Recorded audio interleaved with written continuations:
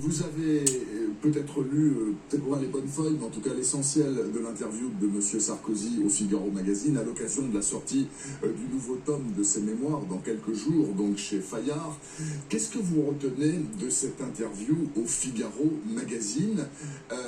D'abord, en ce qui concerne son jugement sur la façon dont l'Élysée, en l'occurrence, et auparavant d'ailleurs M. Hollande, toujours à l'Élysée, ont mené les affaires extérieures de la France. Il a la dent dure, selon vous, parce que lui, il semble avoir tout bien fait. Hein. C'est les successeurs qui ont mal fait. Oui, il n'y a pas une once de remise en question dans cette interview qui est lunaire, on va dire, et choquante. Vous savez, il y avait eu le livre « Un président ne devrait pas dire ça », mais je pense qu'un ancien président ne devrait pas dire ça. De M. Hollande. Le Figaro oublie de donner une information importante, outre le fait que l'ancien président a été condamné par 2 fois. Il oublie de préciser que Nicolas Sarkozy est commissionné par les Russes. 3 millions d'euros de contrat avec un assureur proche du Kremlin. 3 millions d'euros en 2019.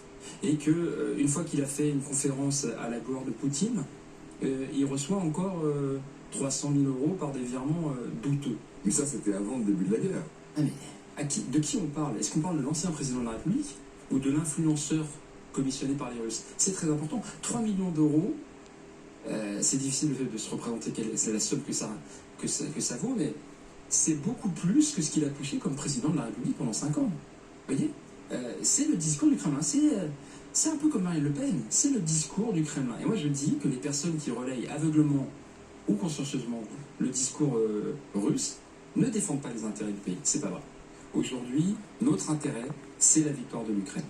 Quand je dis nous, je parle de la France, je parle de l'Europe, je parle des démocraties. Ce qui se passe, c'est une guerre d'agression. La Russie commet des crimes de guerre.